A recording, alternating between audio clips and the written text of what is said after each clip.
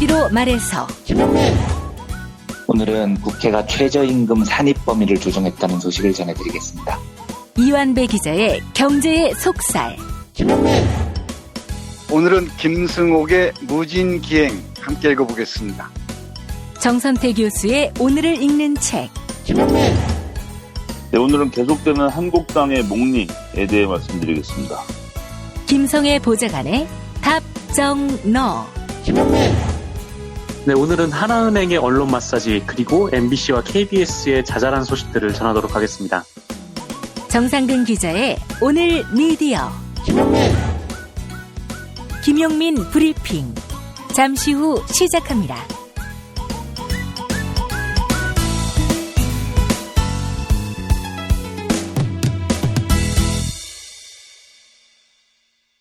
만세의 길이 빛날 위대한 영도자 김용민 동지께서는 오늘부로 사모님에게 완전하고 검증 가능하며 불가역적인 폐기, 그러니까 음식물 쓰레기의 CVID를 약속하시었다.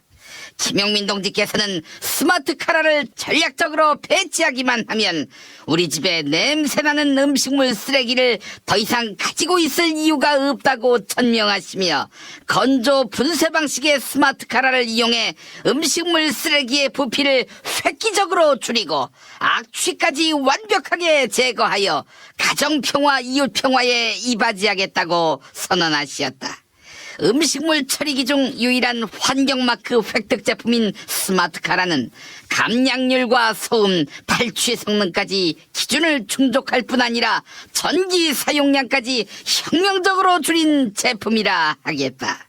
스마트 카라를 가장 저렴하게 구입할 방법은 김용민.com, 김용민.com.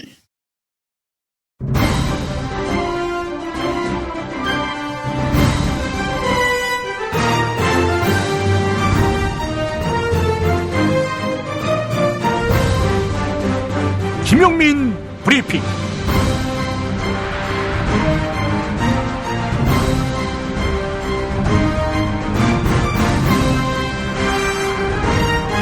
(2018년 5월 29일) 화요일입니다. 양승태 대법원이 박근혜 청와대의 입맛에 맞는 재판 결과를 내며 뒷거래를 시도한 정황이 드러났습니다. 이것 때문에 벌어진 일로 보입니다.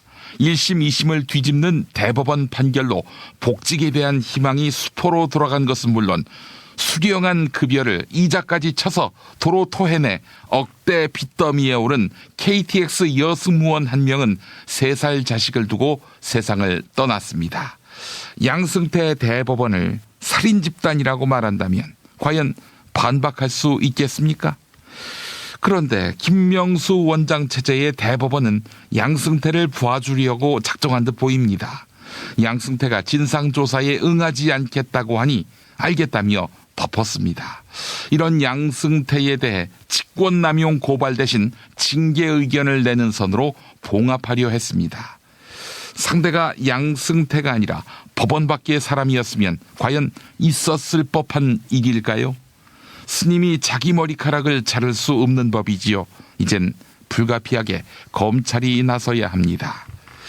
하지만 역사의 만고역적 조선일보는 오늘자에서 양승태 법원 행정처를 결국 검찰 앞에 세우나, 이런 제목의 기사를 통해서 한 판사가 법원 내부의 문제에 대해서 검찰의 칼을 빌리는 최악의 상황이 되면 법원이 큰 경랑에 휩싸일 것이라고 말한 내용, 즉 경고한 내용을 전했습니다. 네, 이것이 법원 내부의 문제입니까? 사실 조선일보에서 익명으로 나온 사람은 대체로 신뢰할 가치가 없는 취재원이었지요. 이런 판사가 있는지조차 의심을 갖게 만듭니다. 조선일보의 의도는 뻔하지요. 법원 검찰 간 갈등을 부추기는 악의성이 농후하거든요.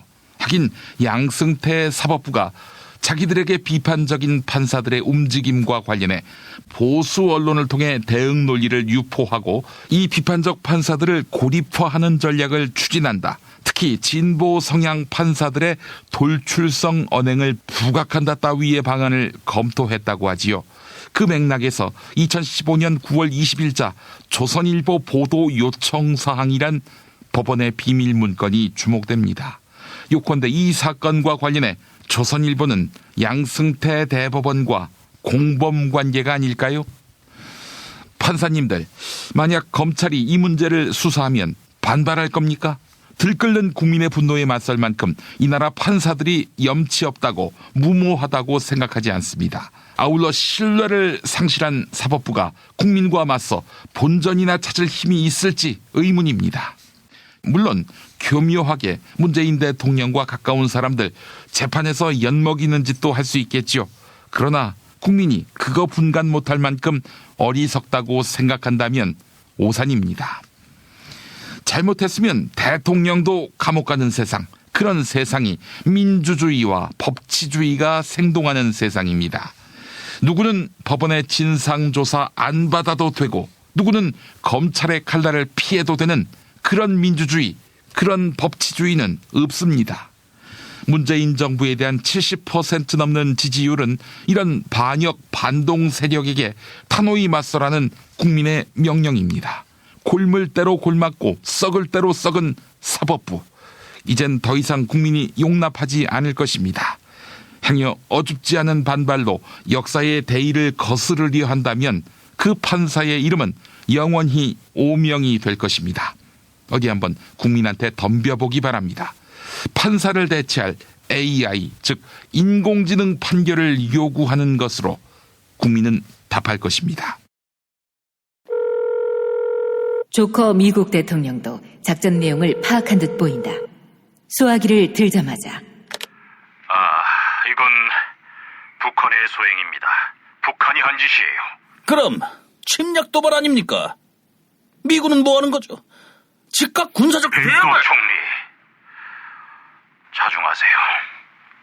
한반도, 특히 남한의 자위대가 개입한 것을 이란 양국 국민이 알면 무슨 일이 벌어지겠습니까? 큰일 납니다. 이를 키우지 맙시다. 우리 자위대원들 수백 명이 괴멸했습니다. 괜찮습니다. 한국 군복을 입힌 거 아닙니까? 강한비 쪽에서도 자위대원인지 아닌지 알아차리지 못했을 겁니다. 카카! 우리 부대원들이 죽었다니까요! 수백 명이! 벤토 총리, 누가 자위대를 보내라고 했습니까? 미국이 그랬습니까? 그리고 이 문제 조용히 처리하지 못하면 제 미래 장담 못합니다. 저는 70여 년 전 일본을 전쟁 못하게 하는 나라로 만든 미국의 대통령입니다.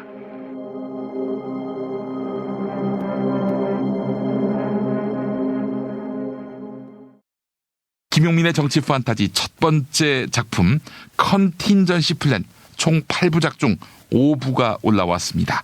이제 종반으로 향해 가는데요.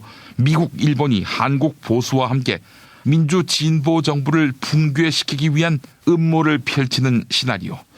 논픽션 같은 픽션, 허구의 사실이라고 하기엔 기시감이 느껴지는 드라마. 네, 이런 평가를 받고 있는데요. 여러분을 초대합니다. 팟캐스트 포털 파티에서 만나보십시오. 김용민의 정치 판타지입니다. 광고 듣고 뉴스 간장으로 이어갈까요? 어렵사리 화장실에 마주하고 보니 왜 그 시간이 그렇게 오랬나? 왜 학문에 그렇게 힘을 주었나? 힘을 주었다 하면 안 되겠구나, 야. 스르륵 나왔다 해야지. 어깨 동무하면서.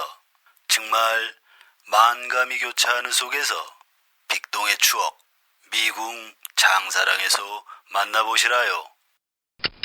스페이드 퀴즈입니다. 돌잔치, 칠순잔치, 가게홍보, 체육대회, 창사기념일. 정답! 기념품! 문제를 끝까지 들으셔야죠. 이럴 때 사용하는 판촉물이나 기념품, 답례품, 단체 선물 등을 취급하는 전문업체로서 국민을 위해 제대로 일하는 언론과 정당에 후원을 하는 판촉물 전문업체는 어디일까요? 정답! 네피알! 네? 어디라고요? 네피알! 네, 정답입니다. 판촉물이나 단체 선물이 필요할 때 이왕이면 우리 편 회사 네피아를 찾아주세요. 인터넷 검색창에 네피아를 치시거나 032-519-4800으로 전화주시면 친절하게 상담해드립니다. 그런데 상품은 뭔가요? 네피아를 가서 고르세요. 3만 가지가 넘는 물품이 있어요. 탈모인 여러분, 샴푸 살 땐 반드시 천연 99% 이상, pH 5.5, 피부 자극 1% 미만인지 확인하세요. 2, 3일에 머리 하나 더 빠지는 걸 우습게 보지만 2, 3년이면 정수리만 1000개 차이 납니다. 그렇지만 샴푸로 머리가 나진 않으니 이미 빠진 곳은 어쩌냐고요? 뿌리 깊은 샴푸 두피 영양제가 있습니다. 보건복지부상, 에이펙 최우수 기술상, 발모 촉진 조성물 특허 99%의 효과, 식약처 인증으로 부작용 없는 유일한 모낭 영양제. 가격도 세트로 구입하시면 두피 모발, 피부 개선까지 하루 330원. 뿌리 깊은 샴푸 쇼핑몰에서 기적의 사용 후기도 검색해보세요. 1566-7871.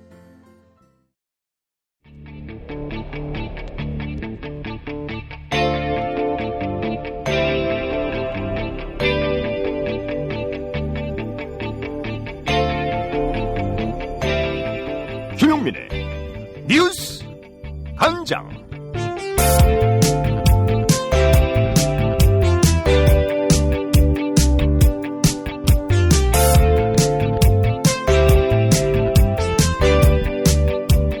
검찰이 이른바 사법부 블랙리스트 의혹에 대해 본격적으로 수사를 검토하고 있습니다. 자체 조사를 마친 대법원 특별조사단은 블랙리스트는 없었고 형사 조치도 없다, 이런 내용의 조사 결과를 발표해 파장을 일으켰는데요. 사법부 블랙리스트에서 사찰 대상으로 지목된 차성환 판사는 특별조사단 결론에 동의하기 힘들다, 이렇게 반발하면서 책임자들을 고발하겠다고 밝혔습니다. KBS 1라디오 최강옥의 최강시사에 출연한 차성환 전주지법 군산지원 판사, 그리고 진행자 최강옥 변호사의 대담 들어보시겠습니다.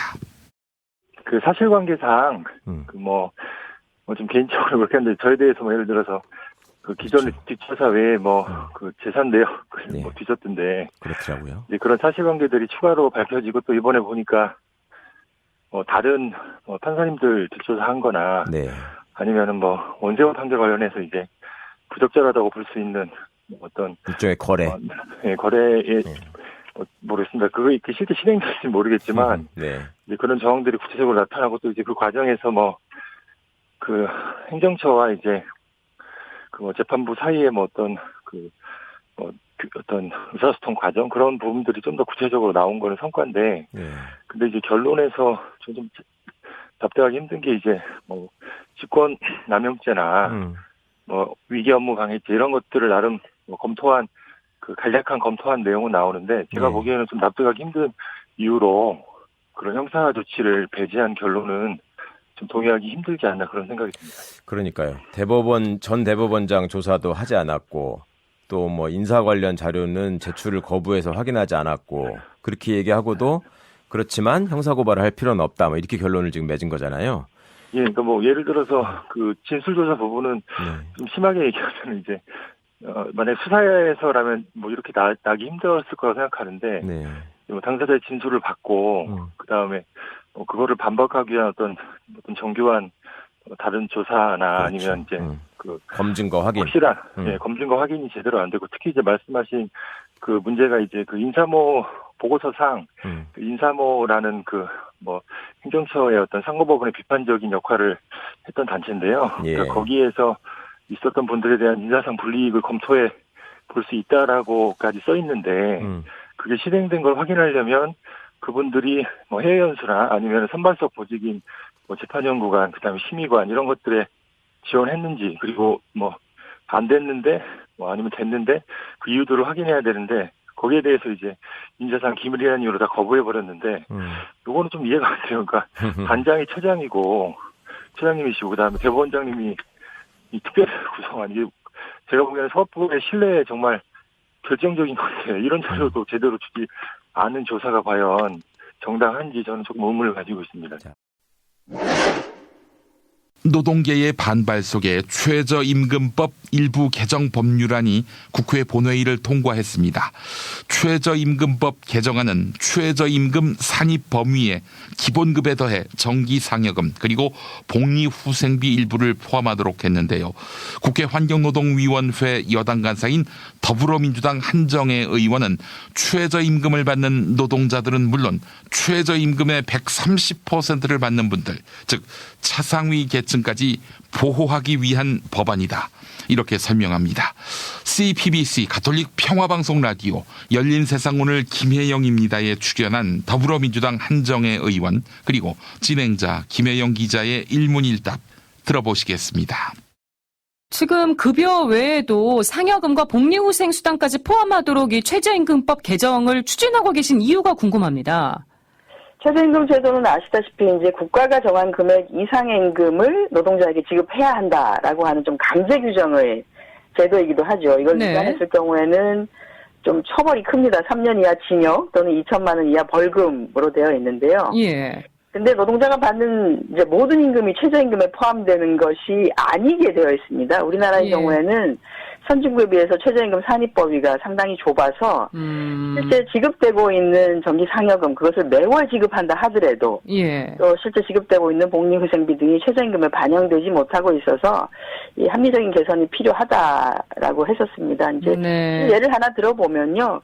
2016년에 지지난해죠. 최저임금 이하 노동자 한 113만 명 중에서 실제로 그 당시 연봉이 6천만 원 이상인 노동자가 한 5만 명이 넘었었습니다. 그래서 그것은 이제 정기 상여금이나 이런 것들이 많은 노동자가 실제 기본급만을 최저임금으로 지정을 해놓는 바람에 최저임금 인상 혜택을 오히려 더 많이 보게 되는 결과가 발생하는 거죠. 저희가 최저임금 인상률을 이렇게 대폭으로 올릴 때는 정말 최저임금으로만 생활하는 사람들의 생활을 보장을 해야 된다라고 하는데 실제 결과로는 이게 오히려 양극화를 약간 부추기는 방식으로 되어서 최저임금위원회에서도 이건 제도 개선을 좀 해야 된다라고 했던 것이고요. 그래서 노사 또 이제 전문가 의견 청취하고 여야 간에 충분한 논의를 진행하면서 개정안을 의결하긴 했습니다만 노사 간에는 여러 가지로 불만이 많을 것이라는 생각이 듭니다. 네, 경영계 요구를 좀 수용한 거 아니냐 이런 얘기도 있는데 어떻게 생각하십니까?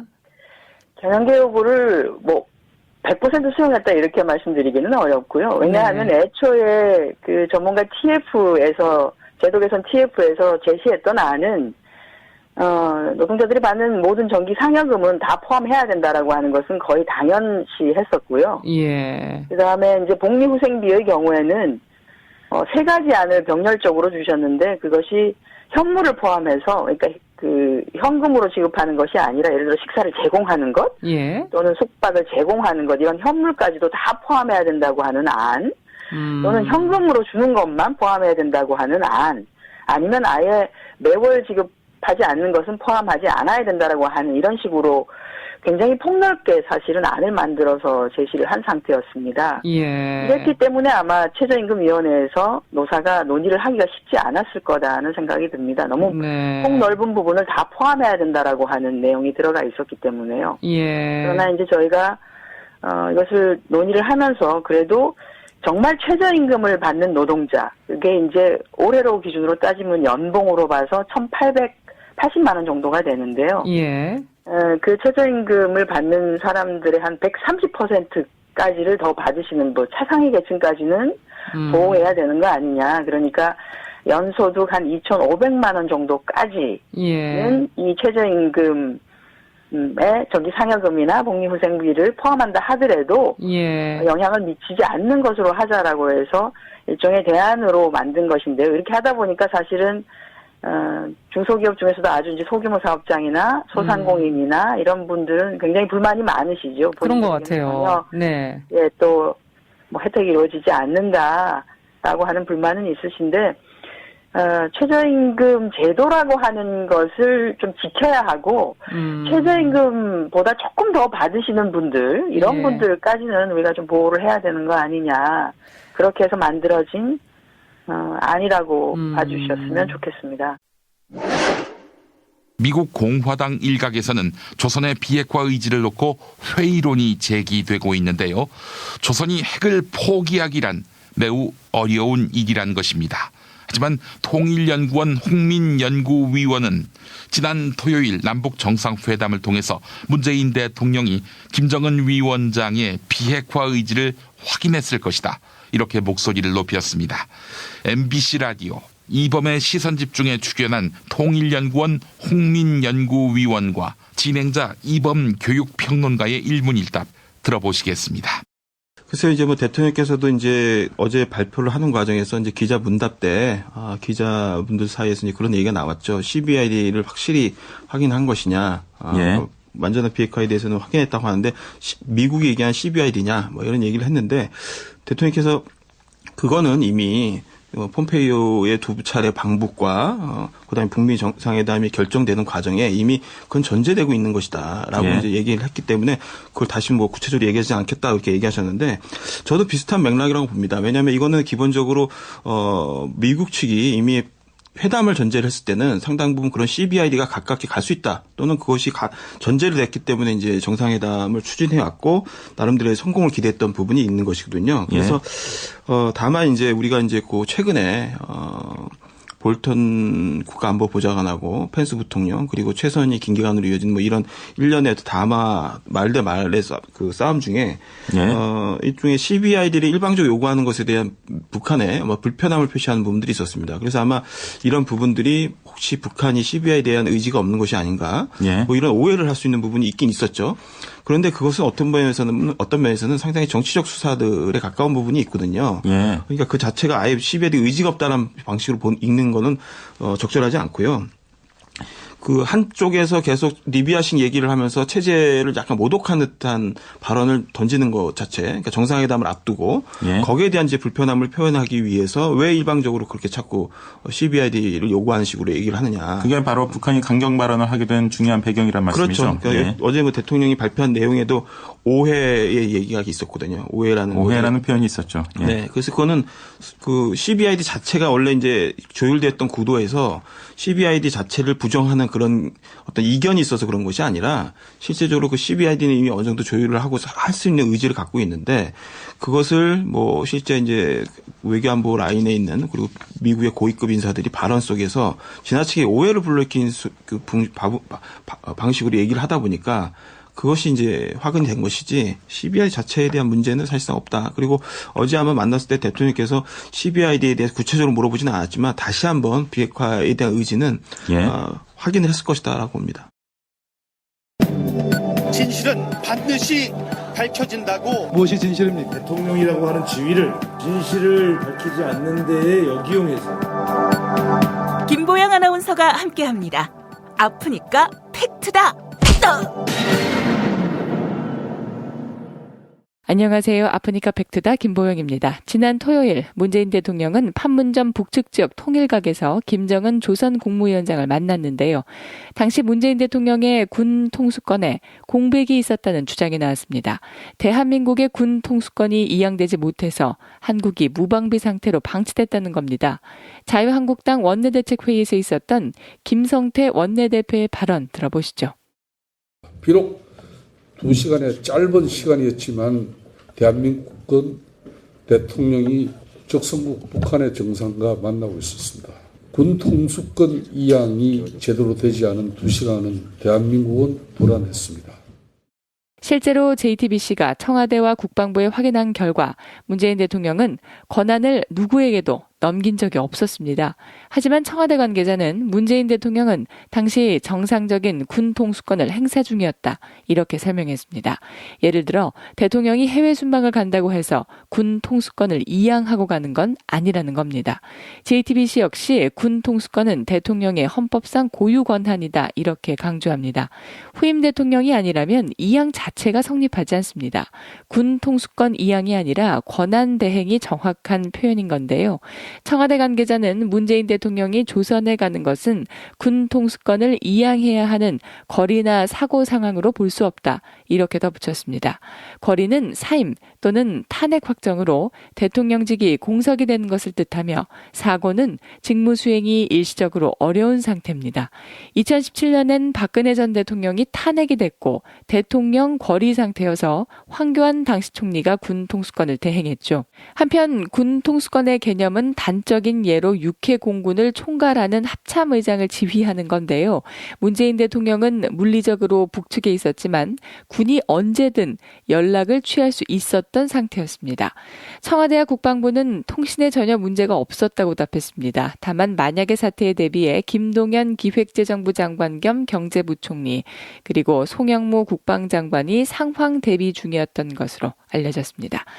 정경두 합동참모의장을 포함한 극소수의 군 수뇌부도 경호 상황에 대비하고 있었던 것으로 전해졌습니다.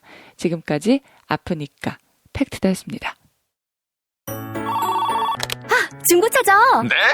그런데 이 차 진짜 있는 거 맞죠? 정말 이 가격에 살 수 있는 거죠? 아이, 그럼요. 빨리 오시면 됩니다. 여러분 이거 다 거짓말하는 걸 아시죠? 더 이상 속지 마세요. 허위 매물에서 우리의 가족과 이웃을 지키는 더불어 중고차. 직영 정비소를 운영하여 더욱더 믿음이 가는 더불어 중고차. 카카오톡 검색창에 더불어 중고차를 검색하시거나 1661-3363, 1661-3363으로 전화주세요. 충남 금산의 넓은 인삼밭. 정성농장을 일군 농부아버지 이정열 씨.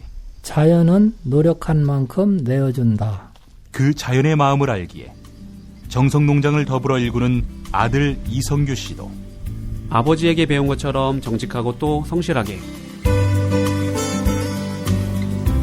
정성농장 홍삼은 인삼 재배부터 가공 판매까지 모두 책임지고 있습니다. 그래서 대한민국 1등 품질을 자부합니다. 검색창에 정성농장 홍삼을 검색해주세요. 정성농장 홍삼. 전화문의는 010-9754-6972. 다이어트는 결국 먹는 게 문제다! 문제긴 하지. 매끼 식단 챙기기도 번거롭고 빼도 금세 다시 찌고. 아직도 몰라? 비타샵 다이어트를 해봐. 안 그래도 궁금했는데 어떻게 뺀 거야? 몇 개월 한 거야? 몸에는 안 나빠? 물어 뭐래. 비타샵 가봐. 같이 해. 1522-6648 혹은 비타샵을 검색해주세요.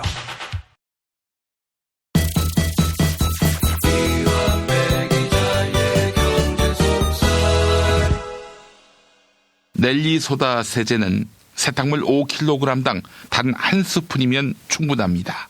게다가 단 4종의 자연 유래 성분으로 깨끗하고 안전합니다. 소량 사용 고성능 세탁이 가능한 경제적이면서도 친환경적인 넬리소다 세제.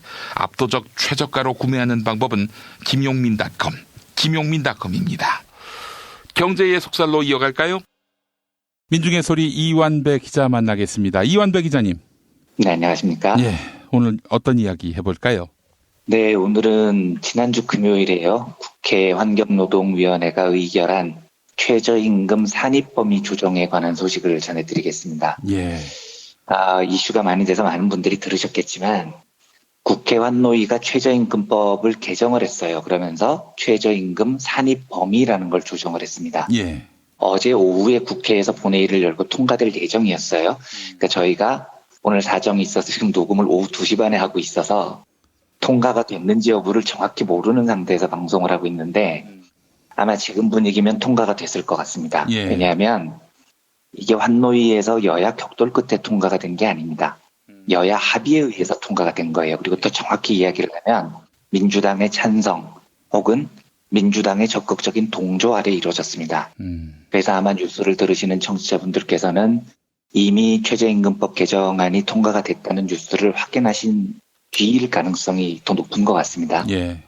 이 개정안이 최저임금 인상 효과를 상당히 상쇄시킨다는 게 노동계의 강력 반발이고요. 민주노총도 어제 오후 3시부터 총파업에 나서기로 했었어요. 이것도 이제 방송 시간이 좀 일러서 확인은 못했습니다만 아마 본회의에 상정이 돼서 통과가 됐다면 파업은 예정대로 강행됐을 가능성이 높습니다. 예.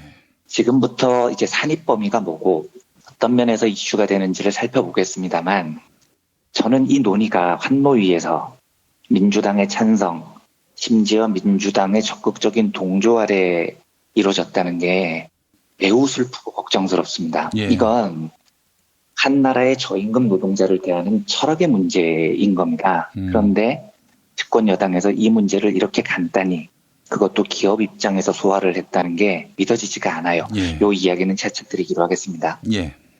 우선 내용을 정리를 해보겠습니다. 최저임금 산입 범위라는 게 왜 문제가 되느냐 하는 거죠. 이걸 이제 지금 언론들이 분석하는 방식으로 설명을 드리면 이렇습니다. 노동자들이 월급을 받으면 우리는 보통 한 달에 세전 180만 원을 받는다. 세전 200만 원을 받는다. 이렇게 간단히 생각을 하죠. 예. 그런데 실제로 급여 명세서라는 걸 보면 이게 이렇게 간단하지가 않아요. 명세서에 찍힌 항목은 아주 세밀하게 구분이 되어 있습니다. 기본급, 상여급, 성과급, 복리후생비, 복리후생비도 10대, 숙박비, 교통비, 통신비 이런 다양한 항목이 따로 적혀 있죠. 그런데 지금까지 최저임금의 기준은 기본급이었습니다. 이러면 어떻게 되냐면 올해 최저임금이 시간당 7,530원이죠. 이걸 월급으로 계산을 하면 157만 원 조금 넘게 나와요. 요건 법으로 보장된 겁니다. 어떤 노동자도 노동을 하면 기본급으로 157만 원을 줘야 돼요. 이걸 연봉으로 따지면 얼추 한 1,900만 원 정도 될 겁니다. 그런데 실제로 최저임금을 받는 노동자들의 연봉이 1,900만 원이냐? 아니잖아. 라는 게 재계 쪽의 시비예요. 야, 우리가 너희들한테 기본급만 주는 거 아니잖아. 식비도 20만 원 주잖아. 교통비도 10만 원 주잖아. 상여금도 때때로 주잖아. 예를 들어서요. 상여금을 격월로 정기적으로 주는 것도 꽤 있어요. 뭐 홀수달은 상여달. 이래서 홀수달이면 돈을 정기적으로 더 줍니다. 예. 이 주장은 지금 말씀드렸듯이 우리가 기본급만 주는 게 아니고 상여도 주고 식비도 주고 여러 개를 다 주는데 기본급만 최저임금으로 치면 니들 돈을 너무 많이 받는다 이겁니다. 예. 내년에 최저임금이 예를 들어서 10% 오르면 기본급을 10% 통으로 올려줘야 되니까 157만 원 기본급이 173만 원이 돼요. 게다가 식비 붙이고 상여금 붙이고 그대로 붙이면 너희들 연봉이 도대체 얼마냐. 최저임금 수준이 아니다. 이 시비를 처음에 재계가 걸어왔던 겁니다. 그래서 국회에서 여야 합의로 통과시킨 대목은 상여금, 식비, 교통비 이거 사실 매달 다 받는 거니까 월급하고 크게 다르지 않으므로 기본급하고 같이 월급으로 쳐서 최저임금을 산정할 때 계산을 하자라고 지금 개정을 한 거죠. 예. 이게 바로 산입 범위를 조정했다는 이야기입니다. 최저임금은 정말로 최저임금을 받는 노동자들에게 혜택이 돼야 되는데 식비, 상여비 다 쳤더니 연봉이 3천쯤 되는 사람들도 혜택을 받더라. 이러면 기업 입장에서 너무 부담이 크다. 요 논리인 겁니다. 예. 그래서 이제 조정이 됐는데 식비, 상여금, 교통비, 기타 등등 정기적으로 월급처럼 받는 돈은 전부 최저임금 기준으로 때려놓자고 개정이 됐어요. 물론 내년부터 100% 다 때려넣지는 않고요. 연차별로 서서히 차등 적용을 해서 2020년까지 단계적으로 확대를 합니다. 이게 2024년이 되면은 모든 뭐 기타 등등 돈도 다 기본급으로 비슷하게 치는 거죠. 민주노총은 이렇게 산입 범위가 조정이 되면 내년 최저임금이 10% 넘게 올라도 저임금 노동자들의 실질 소득이 안 늘어난다라고 반발을 합니다. 예. 기본급 기준으로 최저임금 받는 노동자들 임금에 식비, 교통비 다 때려 넣으면 이분들 최저임금이 시간당 7,530원을 넘는 것으로 나오거든요. 지금도요. 예. 그러면 내년에 최저임금이 올라도 거의 안 올려줘도 되는 경우가 생깁니다. 지금까지 이게 논리인데요. 저는 이 문제가 그러면 내년에 최저임금 산입 범위를 조정을 했을 때 노동자들이 몇만 원을 더 받게 되느냐, 몇만 원을 덜 받게 되느냐 이렇게 논의될 문제가 저는 아니라고 생각을 해요. 좀 근본적으로 생각해야 될 문제가 두 가지가 있습니다. 예. 아까 재계와 보수 언론 그리고 국회가 여야 합의로 통과시킨 산입범위 조정의 출발은요. 우리 노동자들의 명세서에 기본급만 있는 게 아니고요. 식비, 교통비, 상여금 이런 게 있기 때문에 생긴 일이라고 말씀을 드렸죠. 예. 그러면 왜 우리 노동자들 월급 명세서가 그렇게 복잡하게 돼 있을까요? 이 이유부터 살펴봐야 됩니다. 이걸 아주 짧게 표현을 하면 저는 우리나라 노동자들의 월급 명세서를 누더기라고 부릅니다. 아니 노동자가 일한 대가를 임금으로 주는 건데 뭐 그렇게 꼬리가 많고 말이 많습니까? 교통비, 통신비, 독서활동 지원비, 체력단련비도 있어요. 우리나라는 기업에서 존재하는 이런 수당과 명칭이 200개가 넘는 아주 이상한 나라입니다. 지랄도 이런 지랄이 없는 거죠. 아니 자본이 언제 노동자들 독서 활동을 지원해 줬겠어요. 교통비는 뭡니까? 교통비는 원래 노동 현장에 나가기 위해서 하는 출퇴근은 노동 행위의 하나입니다. 그런데 그 교통비를 따로 쪼개서 일률적으로 15만 원, 20만 원 이렇게 왜 주냐고요. 당연히 그걸 임금으로 포함을 해야 되죠. 체력 단련비도 상당히 좀 의아합니다. 의아한 정도가 아니죠. 개그죠. 걔네들이 언제 우리 체력 단련을 걱정해 줬습니까? 그리고 대부분 노동자들이 체력 단련비 받아서 소주 먹는 경우가 많아요. 취지하고 어긋나게 사용이 된다고요. 그런데 그걸 체력 단련비라는 명분으로 줍니다. 제일 황당한 거 명절 귀향비. 이건 뭡니까? 수도권에 가족 있는 사람은 아니 귀향비로 술 먹어도 된다는 거예요? 안 된다는 거예요? 더 웃긴 거 김장비. 이거는 뭡니까? 김장비. 예, 이담 책임자 다 먹잖아요. 그런데도 이렇게 온갖 말도 안 되는 명목의 수당을 붙여서 노동자에게 당연히 지급해야 되는 돈을 기본급에서 빼서 쪼개왔다고요. 홀수달에 상여주는 거예요. 이건 더 코미디입니다. 13579월에는 노동자가 컨디션이 좋아서 일을 2배를 합니까? 24, 68, 10, 12월 달에는 일을 반만 하나요? 아니잖아요. 그런데 굳이 상여금이라는 명목을 붙여서 홀수달에는 정기상여를 주는 이유가 뭐냐는 거죠. 그러면 이까지 들으신 분들은 그러면 지금 최저임금에 대해서는 재계의 논리가 맞는 거네 라고 생각하실 수 있습니다. 제가 조금 전에 드렸던 이야기는 교통비, 식비, 상여금 전부 다 근본적으로 노동자의 노동에 대해 지불하는 임금이지 이상한 수당으로 처리할 문제가 아니라는 주장이니까요. 그렇다면 최저임금 계산할 때도 식비, 교통비 다 산입범위에 넣는 게 맞겠네 라는 생각이 드실 수도 있어요. 예. 거기에 대한 제 원론적인 대답은 그 관점이 맞다는 겁니다. 다 임금에 포함시켜야 돼요. 원칙적으로요. 예. 그런데 보다 근본적인 질문을 해봐야 됩니다. 도대체 이 나라 노동자들의 급여 명세에 왜 이렇게 누더기처럼 수많은 수당을 넣었을까요? 왜 수십 년 동안 자본은 기본급이라는 이름 아래 임금을 다 넣지 않고 여기저기 분산해놨을까요? 이게 노동자의 요구로 이렇게 된 걸까요? 아닙니다. 예. 이건 압도적으로 자본의 요구에 의해서 이렇게 됐던 겁니다. 이유는요. 기업이 노동자에게 나가는 돈을 아끼기 위해서 이 지랄을 한 겁니다. 우리나라 기업들은 노동자가 퇴직하면 퇴직금이라는 걸 줘야 돼요. 그런데 퇴직금을 줄 때 기준이 기본급입니다. 이러니까 기본급이 높아지면 퇴직금을 많이 줘야 되잖아요. 그래서 임금 협상을 할 때 퇴직금 많이 주기 싫으니까 기본급은 최대한 동결을 시키고요. 온갖 수당을 이상한 이름을 붙여서 실질 임금을 보전을 해줬던 겁니다. 또 다른 이유가 있습니다. 초과 노동을 했을 때 주는 수당, 이 수당도 기본급을 기준으로 1.5배로 계산을 해왔습니다. 그런데 자본은 노동자들 야근시키고 주말에 일시키고 착취해야 되는데 일을 더 시키면 수당을 너무 많이 줘야 된다고 생각을 하는 거예요. 예. 야근 수당이 주간 수당의 1.5배니까요. 그래서 기준이 되는 기본급을 최대한 깔아놓고 다른 이상한 수당으로 월급을 맞춰준 겁니다. 이래서 명세서가 두더기가 된 거예요. 이런 기업들의 꼼수가 한번 크게 뒤집어졌던 게 통상임금에 대한 대법원의 판결이었습니다. 2013년 12월에 대법원이 전원합의체 판결로 이걸 뒤집습니다. 기업이 주는 임금에 이름이 아무리 다양해도요. 3가지 특징이 있다면 그건 기본급과 동일한 통상임금으로 쳐야 된다라는 훌륭한 판결이었습니다. 3가지 조건이 뭐냐. 정기적으로, 정기성이라고 하죠. 근로자 모두에게, 요건 일률성이라고 합니다. 추가 조건 없이 일한 시간에 따라, 요건 고정성이라고 해요. 이 3가지 조건만 만족하면 어떤 수당이라는 이름이 붙어도 그건 임금이다, 통상임금이다 라고 판결을 한 겁니다. 그래서 정기성, 일률성, 고정성만 있으면 그 돈을 기준으로 야근이나 주말특근 같은 연장노동을 할 때 통상임금, 요걸 기준으로 1.5배를 지급하라는 거죠. 예. 얍삽하게 기본급에 1.5배 주지 말고요. 퇴직금도 당연히 통상임금을 기준으로 산정하라는 게 대법원의 판결이었습니다. 당연하고 훌륭한 판결입니다. 그런데 실제로요. 이 판결이 나온 이후에 세상이 많이 바뀌었을까요? 아닙니다. 대법원의 판결에도 불구하고요.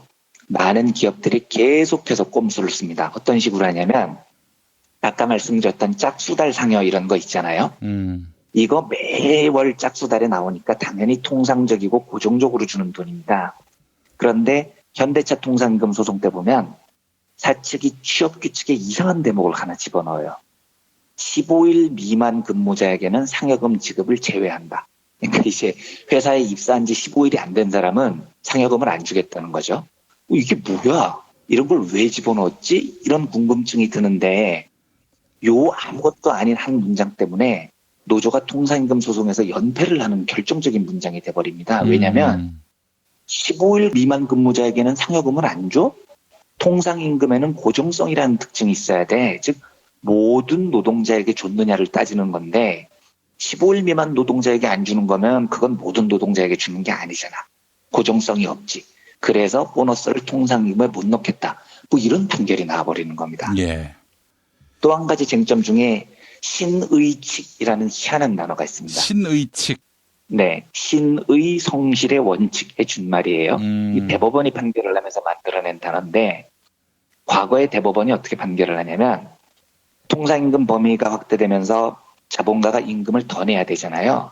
그런데 요때 신의 성실의 원칙은 최소한 위반하지 말자 이런 말을 하더라고요. 그래서 이게 뭔 말인가 싶어서 저도 한참 들여다봤는데 내용이 만약에 정기상여금을 주는데 짝수달에 그동안 노동자하고 자본가 사이에 문서로는 남기지 않았지만 짝수달에 주는 정기상여금은 통상임금에 포함시키지 말자라는 명시적인 혹은 묵시적인 합의가 있으면 이건 문서가 없어도 신의 성실의 원칙에 의해서 서로 그렇게 약속을 한 거니까 통상임금은 넣지 말자 이런 주장이더라고요. 예.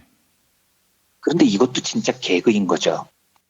법이라는 게 정확히 입증된 문서와 합의를 기반으로 해야 되는데 자, 짝수달에 주는 정기상여금은 통상임금에 포함시키지 말자라는 묵시적인 합의라는 건 뭡니까 도대체? 그러니까 자본가와 노동자들이 우리 눈빛만 봐도 알 수 있잖아. 우리 말 안 해도 다 알 수 있잖아. 뭐 이렇게 묵시적으로 합의를 했다는 거잖아요. 근데 노사관계에서 어떻게 눈빛만 보고 하는 묵시적인 합의라는 게 있을 수 있겠습니까? 그런데도 이게 대법원에 적용이 돼요. 그래서 통상임금 소송에서 이 묵시적인 합의가 굉장히 큰 장애물이 됐습니다. 기아차 같은 경우에 사측이 통상임금 소송에서 계속 밀어붙였던 게 이 신의칙 대목이었습니다. 회사 주장은 우리 노조하고 묵시적인 합의를 했다.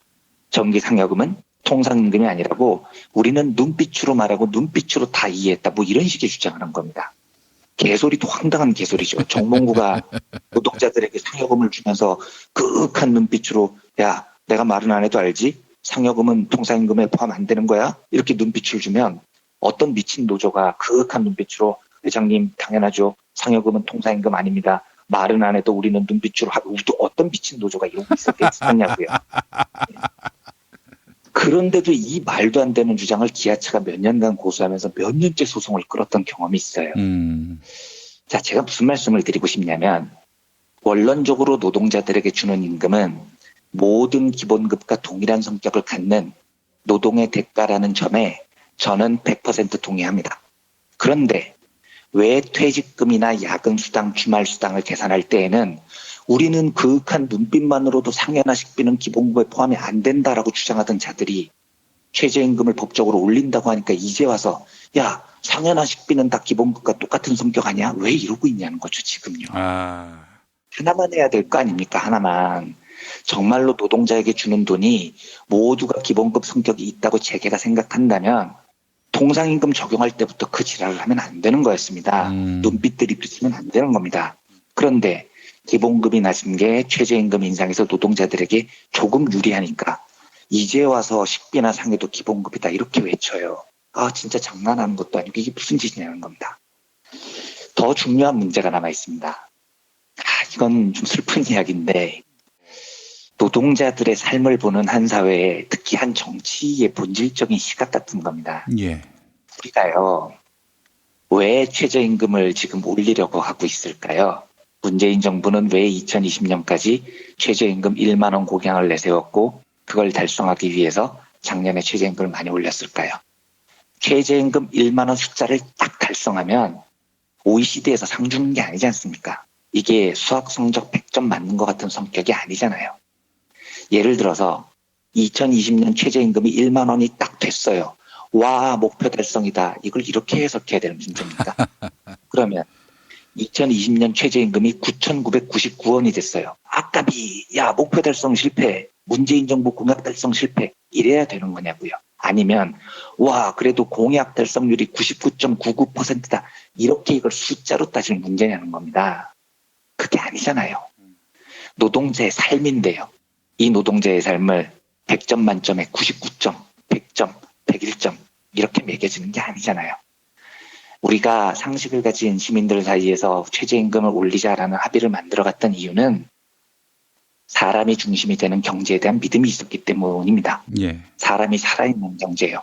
적어도 한 나라에서 노동을 하는 노동자라면 살아있을 권리가 있다면 이걸 믿기 때문에 우리가 노동자들의 삶을 챙기기 위해서 올리자고 주장하고 합의했던 거 아닌가요?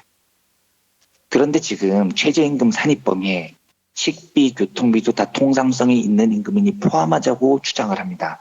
저는 그 말에 원론적으로 동의한다니까요. 문제는 그 논의를 왜 최저임금 산정을 앞두고 하냐는 겁니다. 통상임금 소송할 때 했어야죠. 지금 최저임금으로 누군가 연봉이 1,900만 원인데 이 사람들이 1,900만 원으로 정상적인 생활을 할 수 있겠습니까? 못합니다. 절대로 불가능해요. 그러면 최저임금 논의를 할 때는 야 식비나 상여금이 통상성이 있긴 해. 그런데 우리가 지금 최저임금을 논하는 건 정말로 가난하고 어려운 최저생계비를 받는 노동자들의 삶을 지금 위해서 하는 것이므로 굳이 여기서 이걸 논의하는 건 좀 그렇지 않냐라고 연기를 하는 게 더 상식적이지 않겠습니까? 아니면 그래 이 기회에 통상성 문제를 다뤄보는데 지금 최저임금은 가난한 노동자들의 생계비 보전을 위한 것이므로 그러면 최저임금의 인상폭을 좀 더 높이는 방향으로 이 두 가지를 연동해서 결정해보자. 이러는 게 더 맞지 않냐는 겁니다. 예. 그러니까 제가 참 힘든 게요. 어떤 논리로도 노동자들이 생과 사를 가르는 경계에 있다면 그 사람들이 살아있어야 한다는 인각의 상식으로부터 논의를 출발해야 됩니다. 그런데 그 문제를 통상임금 소송할 때는 우리 눈빛만으로도 합의했잖아. 이 드립치고 있다가 제일 어려운 사람 생계 좀 개선해 주겠다는 최저임금 결정을 앞두고 야 그거 다 월급하고 같은 거잖아. 수당 이런 거 법 바꾸자. 이렇게 하는 게 사회 정의에 맞는 시도겠습니까? 그러니까 도저히 저는 동의할 수 없는 결정을 국회가 밀어붙인 겁니다. 예. 짧게 하나만 더 말씀드리겠습니다. 예. 정치권 이야기가 이거죠. 연봉 3천, 4천 받는 사람도 지금 기준으로는 최저임금 인상 혜택을 보는데 이건 잘못된 거다. 그 사람들은 고연봉자인데 그 사람들이 최저임금 혜택을 받으면 어떡하냐 이렇게 이야기를 하는데요. 저는 연봉 3천, 4천 받는 사람들이 최저임금을 받아도 되느냐 안 되느냐 요 문제를 차치하고라도요. 이건 얼마든지 논의할 수 있어요. 근데 저는 연봉 3천, 4천 받는 사람들은 고임금자인데 이런 말을 어떻게 그렇게 쉽게 하는지 잘 이해가 안 됩니다. 그분들이 무슨 고임금자입니까? 최저임금 산입범위 조정의 명분이랍시고 말을 그런 식으로 해버리면요. 이건 사람에 대한 예의와 애정이 너무 결핍된 겁니다. 저는 이번 여야 합의로 통과된 최저임금 산입법의 조정을 보면서 정치가요. 사람하고 너무 멀어져 있다는 생각을 지울 수가 없어요. 제가 가끔 말씀드리지만 우리는 기업을 살려야 한다는 말을 너무 자연스럽게 쓰는데 사람을 살려야 한다는 말을 그다지 중시하지 않는 아주 이상한 사회에서 살고 있습니다. 예. 저는 민주당 환노위 의원들이 왜 이 문제를 이렇게 쉽게 간단히 통과시켰는지 정말로 진심으로 물어보고 싶어요. 그분들 입장에서는 최저임금 1,900만 원 받는 분들이 삶이 이 정도로 개선이 되면 정말로 인간답게 살 수 있다고 생각하시는지요. 이 질문에 이 법안을 통과시킨 국회의원들은 정말로 가슴에 손을 얹고 대답을 해봐야 됩니다. 도대체 뭐가 어디서부터 잘못됐기에 사회에서 살려야 되는 주체, 첫 번째 주체가 기업이고 사람은 두 번째, 세 번째가 되는 그런 존재가 됐냐는 겁니다. 너무 서글픈 거죠. 하여간 지난주 금요일에 국회에서 통과된 안건은 내용도 그렇지만 철학에 조금도 동의할 수 없는 결정이었습니다. 시간이 오늘 길게 돼서 이 정도로 마치겠습니다만 우리 사회가 특히 우리 정치가요. 경제를 바라볼 때 아직도 사람을 경제의 중심에 놓는 일이 아직도 한참 멀었구나 하는 슬픈 생각을 갖게 하는 그런 국회의 결정이었습니다. 네, 민중의 소리 이완배 기자님 오늘 말씀 잘 들었습니다. 네, 감사합니다. 안녕하세요. 민중의 소리 아나운서 정혜림입니다. 여러분 그거 아세요? 민중의 소리가 드디어 2018년 5월로 무려 18살이나 되었답니다. 와, 생일 축하합니다. 생일 축하합니다. 그래서 민소창간 18주년을 맞이해 5월 한 달간 소액 광고 모금을 하고 있습니다. 그간 갖은 압박을 이겨내고 지금까지 살아남은 우리 민중의 소리에게 응원의 강구 부탁드려요. 만날 배고프고 코 찔찔 흘리던 저희 민중의 소리를 관심과 애정으로 이만큼 키워주신 많은 분들께 진심으로 감사 인사드리고요. 앞으로도 변함없이 정론직필하는 언론다운 언론, 당신의 가장 든든한 친구가 되겠습니다.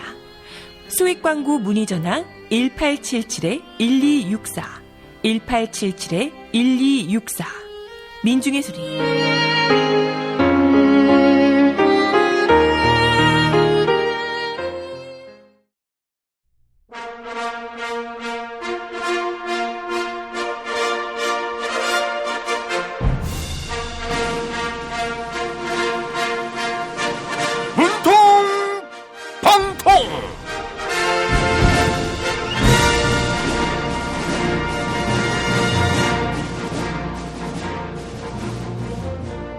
외교도사 대통령 문재인입니다. 정세현 전 통일부 장관이 저를 도사라고 칭찬하셨지요. 그런데 돈과 관련된 분야에서 도사는 따로 있지요. 바로 716번 이명박 전 대통령인데요. 716번이 많이 아프다고 해요. 이명박 씨가 청와대로 보내온 편지 함께 읽어볼까요? 문재인 대통령님, 716번 이명박입니다. 법원이 저에게 모든 재판에 출석하라며 으름장을 놓았습니다. 어제 저는 몸이 안 좋아 재판 출석을 거부했는데요. 법원은 또 출석 거부를 하면 강제 구인하겠다. 이렇게 저를 질책했습니다. 정말 화가 났습니다. 건강 상태가 이 정도인 걸 이해 못하는 것 같습니다. 아이고, 이명박 씨, 피고인은 증거조사 기일과 관련해 출석 여부를 결정할 권한이 없어요. 제가 변호사를 해봐서 알잖아요. 예? 그 정도는 이명박 씨도 해봐서 안다고요? 아니, 이명박 씨도 변호사였어요? 네? 전과 11범 정도면 준법조인이 아니냐고요? 하하하하, 제가 깜빡했습니다. 그런데 건강이 안 좋다니 무척 염려가 됩니다. 이명박 씨는 동부구치소 12층을 통으로 혼자 사용한다지요. 평소 테니스를 좋아했으니까 깜빵 벽에다 대고 스쿼시라도 쳐보세요. 건강을 위해서라면 그 정도는 국민들도 이해할 겁니다. 이명박 씨가 건강하게 오래오래 살아야 징역을 끝까지 살 거 아니에요? 네? 사법부가 과거와 달라졌다고요?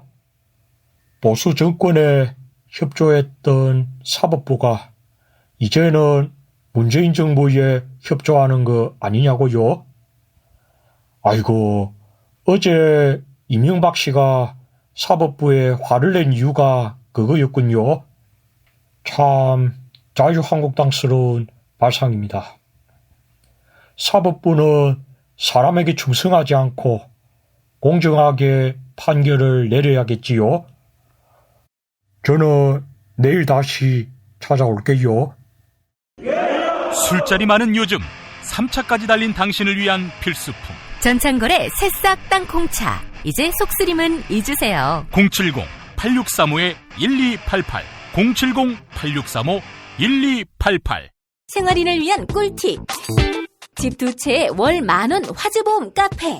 화재 배상, 심지어 도난 피해까지 여기에 더해 가전제품 고장 수리비까지. 연중 무휴라 언제든 02849-9730. 아이고 무릎이야. 무릎펜 몰라? 무릎펜? 무릎펜이라고 이번에 새로 나온 무릎 관절 보호대야. 네이버에서 무릎펜을 검색해봐. 상담은 010-2255-4489 최 과장을 찾아주세요. 차장님, 아직도 받은 명함 일일이 휴대폰에 저장하세요? 스마트폰으로 찍기만 하면 바로 입력해주는 리멤버가 있잖아요. 대한민국 대기업 임원 2명 중 1명이 사용하는 국민명함 앱 리멤버. 지금 바로 다운받으세요. 야, 근데 홍어가 진짜 그렇게 몸에 좋아? 아니 끝내준다니까. 근데 비싸지? 열나 싸고 열나 맛있는 홍어가 있다니까. 어디? 알싸한 홍어. 네이버 검색창에 알싸한 홍어를 검색하시고 1599-6456 전화 주문도 가능합니다. 허리가 아파요. 아랫배가 나와요. 골반이 바로 서야 건강도 아름다움도 바로 섭니다. 바디로직을 입으세요. 토크밴드의 입체적인 탄력이 틀어진 골반을 바로잡습니다. 간편하고 확실한 골반 교정 타이즈 바디로직.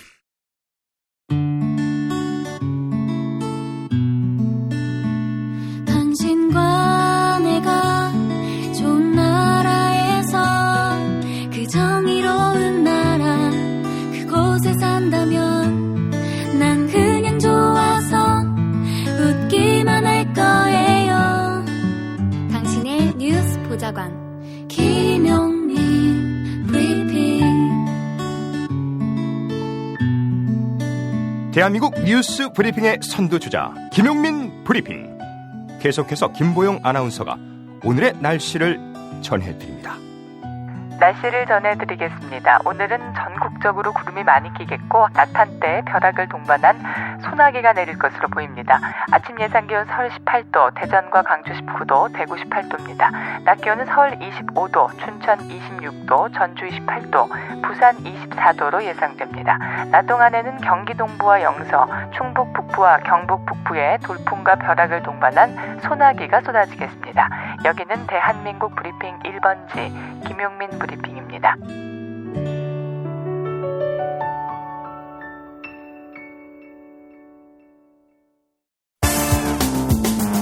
오늘을 읽는 책, 문학평론가인 국민대학교 국문학과 정선태 교수와 함께합니다.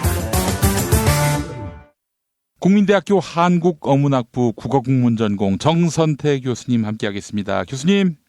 네, 안녕하세요. 네, 교수님. 오늘 어떤 책 소개해 주시겠습니까?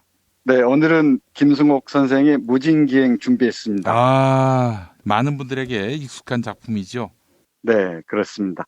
오래전부터 만지작거렸었는데 오늘은 제 마음이 좀 여유로워서 이 책의 아름다운 문장을 읽어드려도 될 것 같습니다. 예. 1964년에 발표된 이 무진기행은 현대문학사의 획을 그은 걸작입니다. 걸작이라는 이름으로만 좀 부족할 것 같아요. 예. 어떤 사람은 김승옥의 무진기행 이전과 이후로 한국 현대문학이 나뉜다. 라고 얘기할 정도로 훌륭한 작품입니다. 무엇보다 문체, 스타일이 그 이전과는 정확하게 구별되고요. 또는 그 주제의식이랄까, 그 내용도 만만치가 않습니다. 핵심은 내 안에 천사와 악마가 공존하고 있다는 사실을 승인하고, 거기에서 내 악마성이 발휘될 때, 또는 나의 그 추한 모습들이 드러날 때 부끄러움을 느낄 줄 아는 그 이른바 부끄러움의 윤리학을 내세운 그런 작품입니다. 예. 제목부터 말씀드리면 무진기행이라고 했잖아요. 예. 안개 무자에 나루터 진자. 그러니까 안개가 낀 나루 이런 뜻인데 실제 지명은 아니고요. 이 소설을 쓰면서 상상해낸 어떤 몽환적인 상상의 장소로 이해하시면 될 것 같습니다. 조금 더 어렵게 말씀드리자면은 무의식의 장소 이 정도로 얘기할 수 있을 것 같아요. 예. 이 무진기행은 일종의 꿈 이야기라고 할 수 있습니다.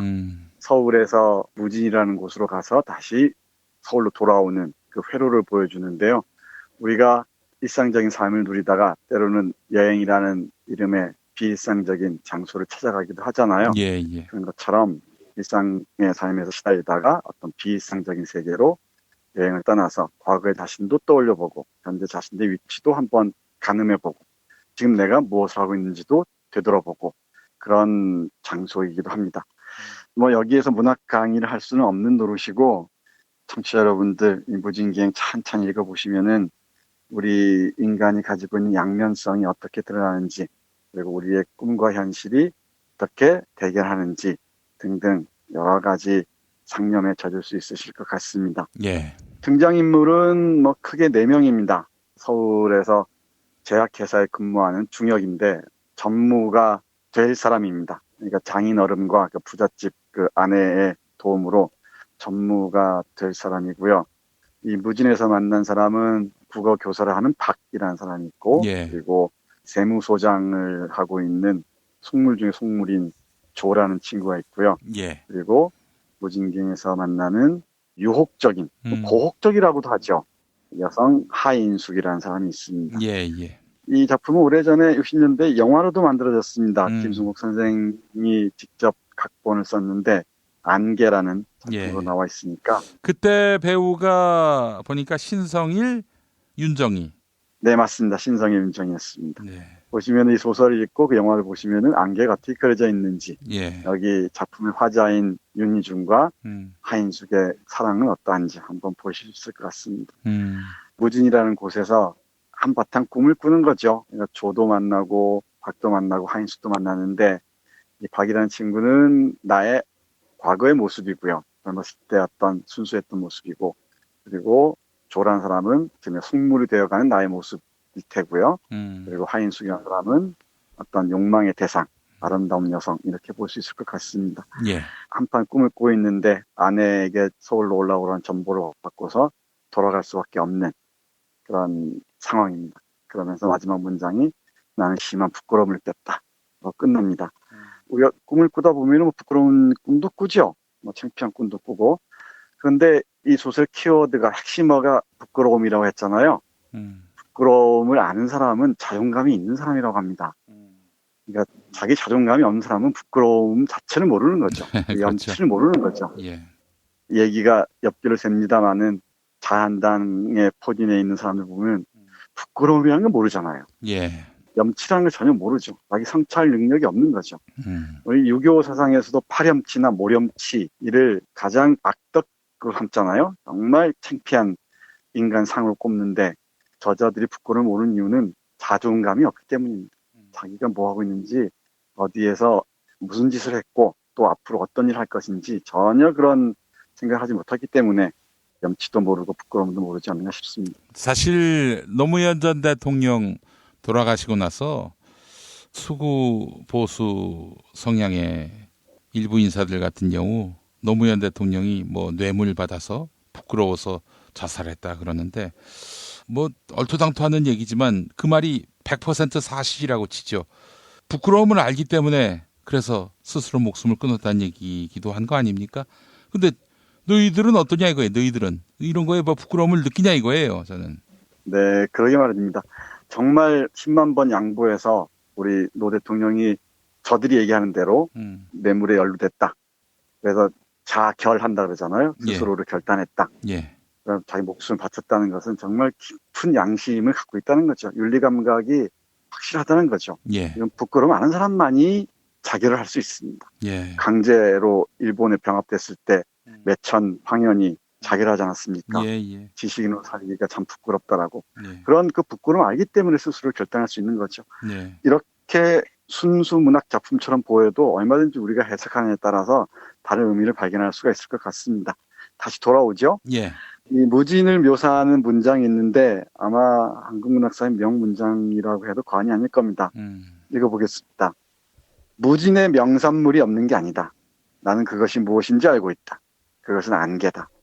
아침에 잠자리에서 일어나서 밖으로 나오면 밤 사이에 진주해온 적군들처럼 안개가 무진을 삥 둘러싸고 있는 것이었다. 무진을 둘러싸고 있던 산들도 안개에 의하여 보이지 않는 먼 곳으로 유배당해버리고 없었다. 안개는 마치 이승에 한이 있어서 매일 밤 찾아오는 여귀가 뿜어내놓은 입김과 같았다. 해가 떠오르고 바람이 바다 쪽에서 방향을 바꾸어 불어오기 전에는 사람들의 힘으로서는 그것을 헤쳐버릴 수가 없었다. 손으로 잡을 수 없으면서도 그것은 뚜렷이 존재했고 사람들을 둘러쌌고 먼 곳에 있는 것으로부터 사람들을 떼어놓았다. 안개, 무진의 안개, 무진의 아침에 사람들이 만나는 안개, 사람들로 하여금 해를, 바람을 간절히 부르게 하는 무진의 안개. 그것이 무진의 명산물이 아닐 수 있을까? 네, 아름다운 문장입니다. 요 문장만 가지고도 우리 몇 시간을 얘기할 수 있을 것 같아요. 예. 안개에 의하여 보이지 않는 먼 곳으로 유배당해버린 그 산들의 이미지들, 그리고 적군처럼 진주해온 안개들, 그리고 여기가 뿜어내놓은 입김과도 같은 안개들. 이 안개가 굉장히 몽환적이죠. 이곳에서 화자 윤희중은 한편에 억압되었던 욕망을 실현하는 계기로 삼기도 하고요. 또 자신의 부끄러움들을 떠올리기도 하고 자신의 과거들을 하나하나 토파보기도 합니다. 예. 이런 곳입니다. 말씀드렸듯이 이곳은 비현실적인 장소라고 했잖아요.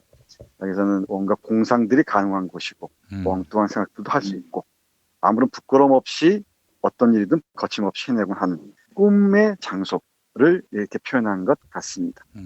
우리들에게는 어디나 이 무진과 같은 장소가 있을지도 모르겠습니다. 예. 또는 우리가 낮에 일상적인 일을 하고 각성 상태에서 또는 이제 수면을 취하기도 하죠.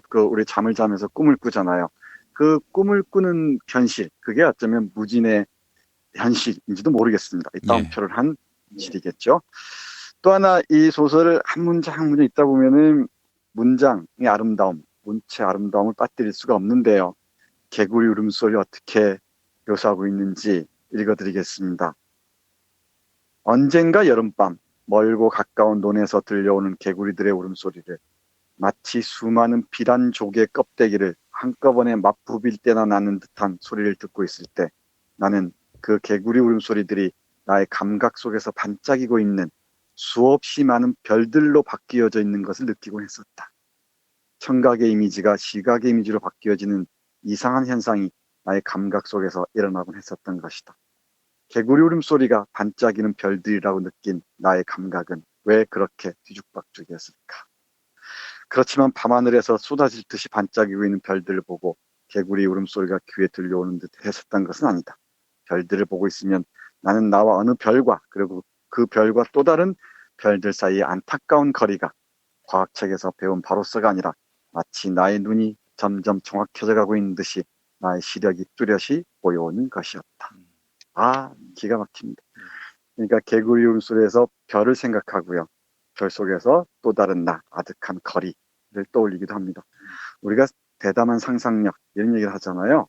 다시 또 현실 정치 얘기로 돌아오자면은 대통령의 이 외교를 보면서 담대한 상상력의 산물이라고 얘기를 하잖아요.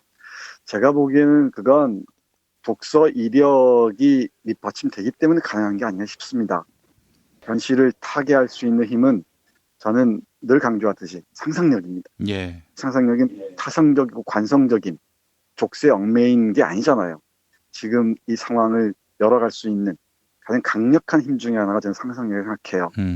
금방 읽어드린 부분에서 개구리 울음소리에서 별을 상상하고 그 별과 나의 거리를 떠올리듯이 지금 우리가 이 경색 국면에 있을 때 그걸 타개 나갈 수 있는 또 다른 상상력을 펼칠 수 있는 장들을 늘 머릿속에 떠올릴 수 있어야 문제들을 해결해 갈 수가 있을 거라고 갑자기 그런 생각을 하게 됐습니다. 예. 상상력은 어느 날 도둑처럼 주어지는 게 아닙니다.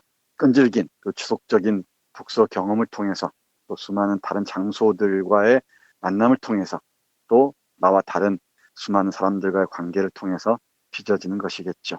제가 늘 말씀드리지만 정치하는 사람들, 또 행정하는 사람들 정말 상상력의 고갈, 상상력의 빈곤을 얘기하곤 하는데 그 지점을 타게 나가서라도 이런 좋은 작품들은 꼭 많이 읽었으면 좋겠습니다. 예. 그리고 이 소설에서 빠뜨릴 수 없는 부분이 있습니다. 부끄러움 얘기는 앞에서 말씀드렸는데 쓸쓸함입니다. 쓸쓸함. 어쩌면 우리는 쓸쓸한지도 모르겠어요. 힘겨운 일들 하다가도 또 세상의 그 복잡임 속에서 지쳐서 돌아왔을 때 어떤 멍한 상태, 내가 왜 이러고 있지 할 때 밀려오는 그 쓸쓸함 감각이 있을 겁니다. 이 무진기행에서 이 쓸쓸함에 대해서 정말 기가 막히게 서술해 놓고 있습니다. 이건 우리 김 PD가 말려도 꼭 읽어야 될 것 같습니다. 예. 젊었을 때 이 윤희중이라는 친구가 폐병을 앓는데요. 이 폐병을 치유하면서 무진이라는 곳에서 바닷가를 거닐곤 합니다. 그때 떠올렸던 쓸쓸함의 감각 함께 됐습니다. 이 바닷가에서 보낸 1년, 그때 내가 쓴 모든 편지들 속에서 사람들은 쓸쓸하다라는 단어를 쉽게 발견할 수 있었다. 그 단어는 다소 천박하고 이제는 사람의 가슴에 호소해오는 능력도 거의 상실해버린 사어 같은 것이지만, 그러나 그 무렵의 내게는 그 말밖에 써야 할 말이 없는 것처럼 생각되었었다.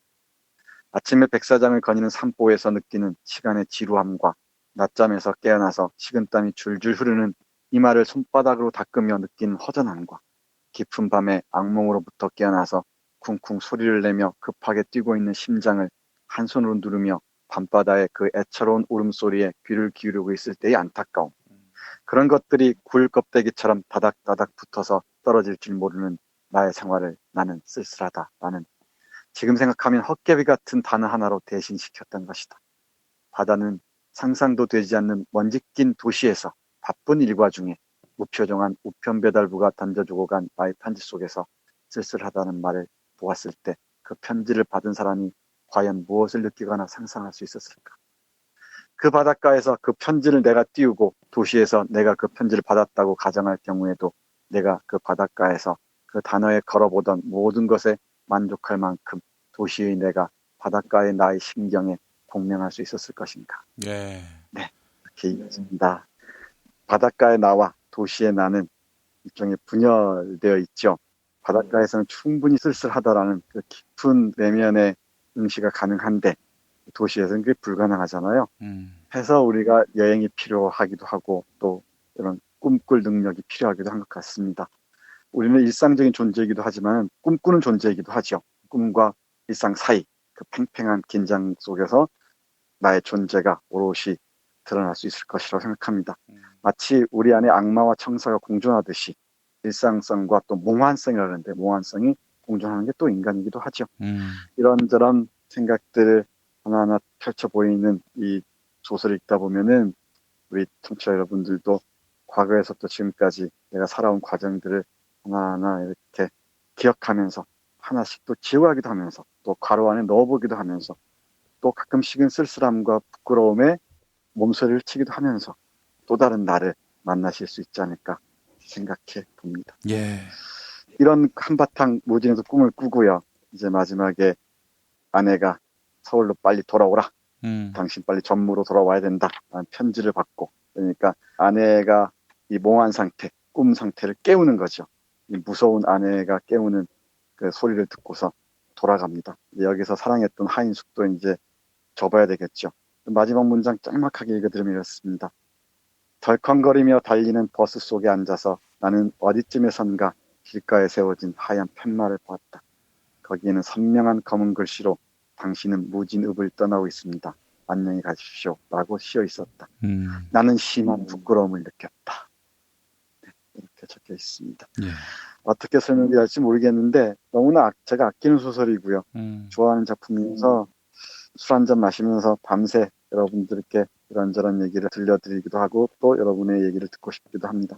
많은 분들이 김승욱의 무진기행 읽어주셨으면 좋겠고요. 이 작품뿐만 아니고 서울 1964 겨울, 그리고 뭐 역사, 그리고 뭐 생면연습, 걸작들이 아주 많습니다. 근데 김소수 선생님 많은 소설을 쓰진 않았어요. 24편 정도라고 합니다. 중단편, 장편 합쳐서. 그러니까 김승욱 문학 전집 5권짜리 하나 딱 들은 순간 여러분들 집안이 아마 풍성해지지 않을까 생각해 보네요.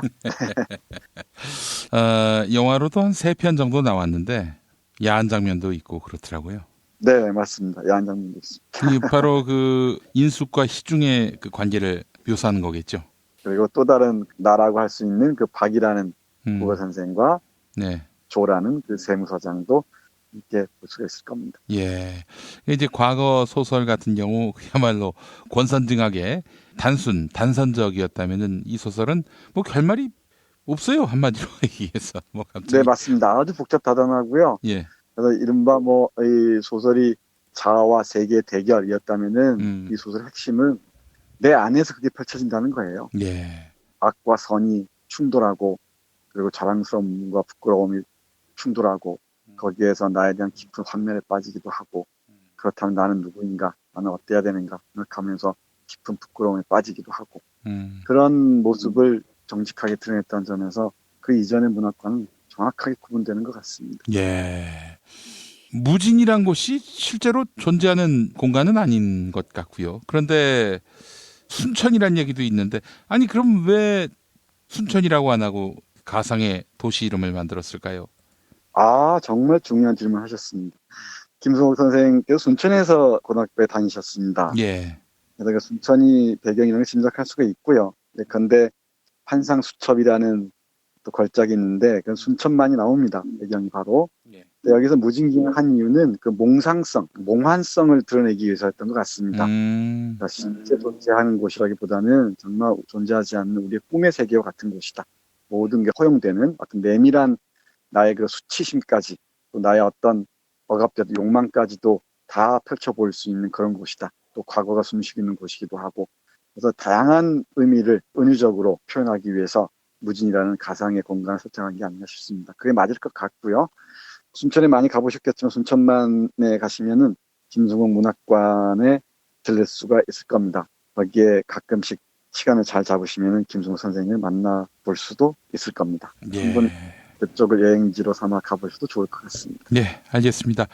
자, 정선태 교수님 오늘 말씀 잘 들었습니다. 네, 고맙습니다.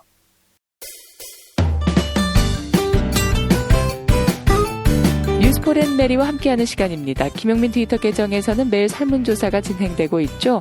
최저임금법 개정안이 국회를 통과했습니다. 이번 개정안은 정기상여금 그리고 복리후생수당을 최저임금 산입 범위에 포함하는 것을 골자로 하고 있는데요. 이에 정의당과 민중당 그리고 노동계는 거세게 반발하고 있습니다. 시민들은 최저임금법 개정안의 국회 통과를 어떻게 바라보고 있을까요? 오늘 새벽 3시까지 모두 1257분이 설문조사에 참여해 주셨습니다. 55% 과반의 시민들은 최저임금법 개정안 통과에 반대한다고 응답해 주셨네요. 개정안 통과를 지지한다는 의견은 45%로 나타났습니다. 트위터를 통해 시민들이 고견을 남기셨습니다. 네올리스 리님, 자유한국당 의원들이 과연 노동자를 위한 법안에 찬성표를 몰아주었을까요? 원호재님, 뭐가 옳은 건지 아리송합니다. 설문조사에 참여해주신 여러분에게 감사의 말씀 전합니다.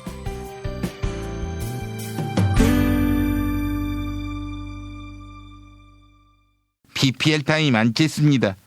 더 피플 4인원 골드 터치펜 알고 계십니까? 아이패드 미니 등 스마트 기기 터치펜으로 또 볼펜으로 또 LED 라이트 기능에다 레이저 포인터까지 펜으로 할 수 있는 모든 기능 4가지 기능이 이 안에 담겨 있습니다. 기본 수량 100개면 74만 원대로 사은품, 반쪽물, 행사상품 딱이지요. 안칠수가 추천하는 더 피플 4인원 골드 터치펜 많은 사랑 바랍니다. 이 펜으로 투표장에서 안칠수 이름 옆에 동그라미 안 된다고요. 그거는 기표소 안에 있는 붓뚜껑으로 찍어야 한다고요. 그런 기능은 없군요. 실망입니다. 반촉물 전문 쇼핑몰 네피알 수만 가지 샘플이 있습니다. 많은 관심 바랍니다. 존경하고 사랑하는 국민 여러분, DJ입니다. 무릎펜 액티브 밴드 써본 분들 난리가 났어요. 무릎이 받을 충격을 말하자면 근육으로 분산시키는, 그래서 무릎의 부담을 줄이면서도 근육은 키우는 이거 특허받은 기술이란게요. 남북 관계 개선, 산 넘어 산인데 무릎펜 액티브 밴드 차고 다니면 어떤 산이든 단박에 넘을 수 있어 보여요. 5월 한 달 동안 홈페이지에서 공기청정기 경품 이벤트 진행하는데 무릎펜 검색창에 무릎펜 또는 010-2255-4489 010-2255-4489 최 과장을 찾아주세요. 미공 대장사랑 사용 후기 하나 읽어드리도록 할게요. 미공 대장사랑 먹고 2, 3일쯤 지나면 효과가 있을 거라고 하셨는데 이틀째부터 배가 좀 꾸룩꾸룩했다고 봐요. 그리고 3일째 점심부터인가 화장실에 막 가고 싶도록 만들더라고. 대장 내시경 검사하기 전에 먹던 관장약보다 정말 더 개운했다고 봐요. 그리고 다음 사연은 마포에 사는 정청래 씨. 어디서 많이 들어본 이름인데. 안녕하세요. 이 시대의 참 대변인 정청래입니다. 미궁 대장사랑 먹고 쌌는데 와, 세상에 거기서 김종인이란 똥이 나왔다고 봐요. 왕창 나오는데 정청래 이 새끼 아직도 정신 못 차렸어.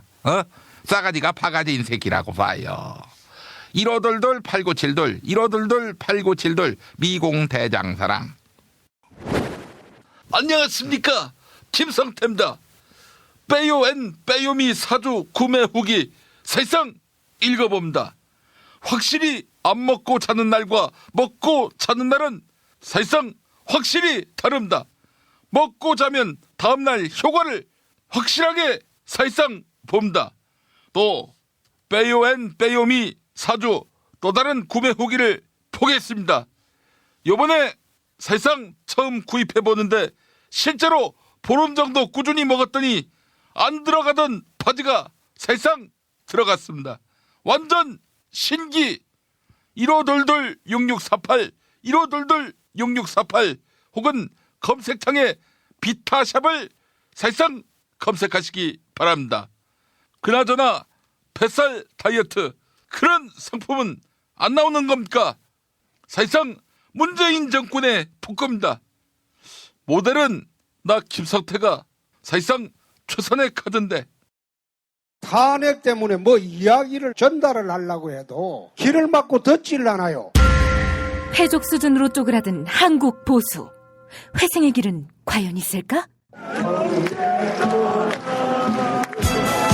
변화된 정치 환경, 갈 길 잃은 보수에게 새로운 희망을 제시한다. 애국 보수의 화려한 부활과 집권을 위한 본격 가이드, 김용민의 신간, 보수를 지켜라. 진중권도 투표하는 보수 정당. 광주에서도 일당이 될 수 있는 보수 정당. 젊은이들의 입당이 줄을 잇는 보수 정당. 언제까지 민주당 정의당을 부러워만 할 것인가? 부러우면 진다니까? 자유한국당 당원 김용민이 쓴 보수를 지켜라. 이김에서 나왔습니다.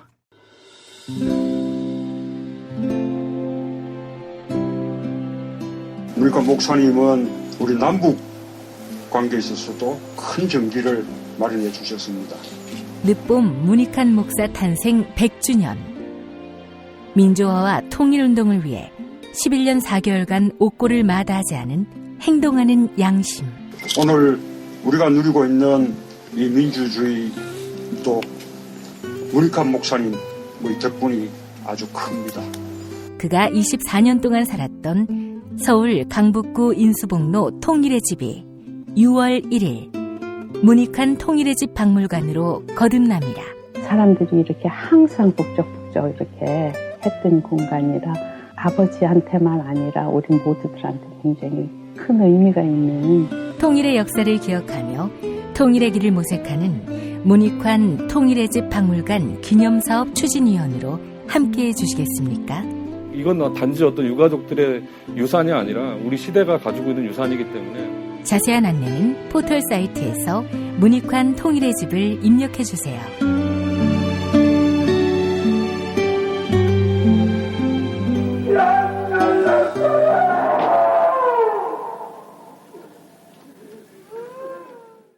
도올 김용옥 선생의 마가복음 강해로 여러분을 초대합니다. 이 마가복음이라는 게 대단히 중요합니다. 왜냐하면 복음서의 원형이기 때문에. 원형. 매주 일요일 아침 11시 서울 서대문구 충정로 20 서울 지하철 충정로역 9번 출구 앞에 있는 벙커원에서 도울과 만나세요. 율법을 믿으시겠다고? 신약이 율법의 완성이라고? 얼어빠질 그따위 기독교 내 입 앞에서 제발 입도 뻥끗 터지지 말아요. 그런 소리들은. 벙커원 교회 일요일 예배를 겸하는 이 자리. 도울이 진리와 생명이었던 예수를 원형 그대로 복원합니다. 그 십자가를 과감하게 걸머지고 돌아가신 예수를 말하지 아니하고 믿으면 너는 금방 축복받을 일만 남았다. 이게 한국 목사들 99%의 거짓말 설교예요. 도울의 마가복음 설교는 따로 녹화 녹음되지 않으며 현장에서만 만나실 수 있습니다.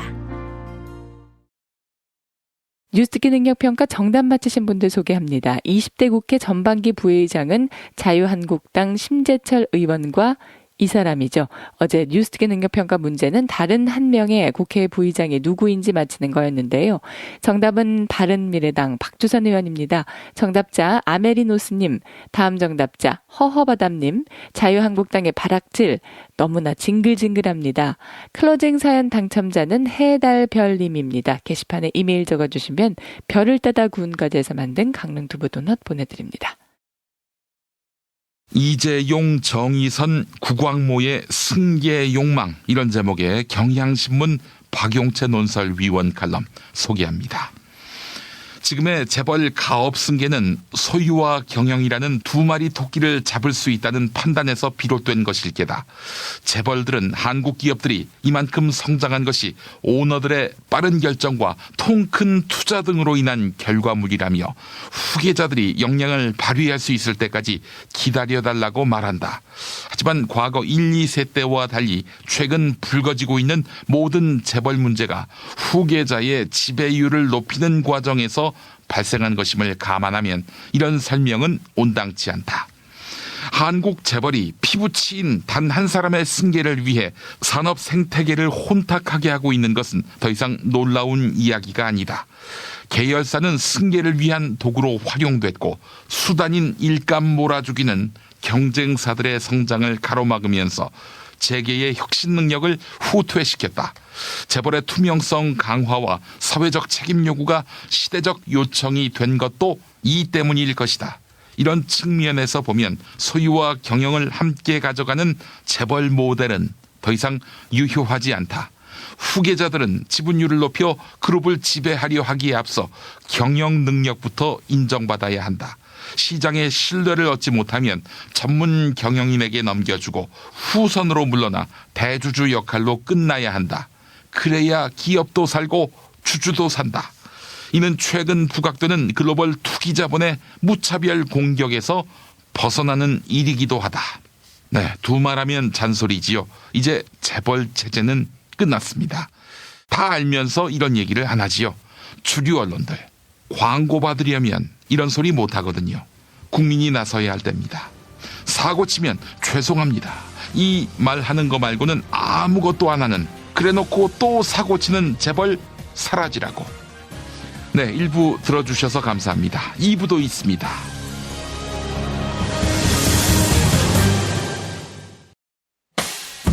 김용민 브리핑과 함께한 시간 어떠셨어요?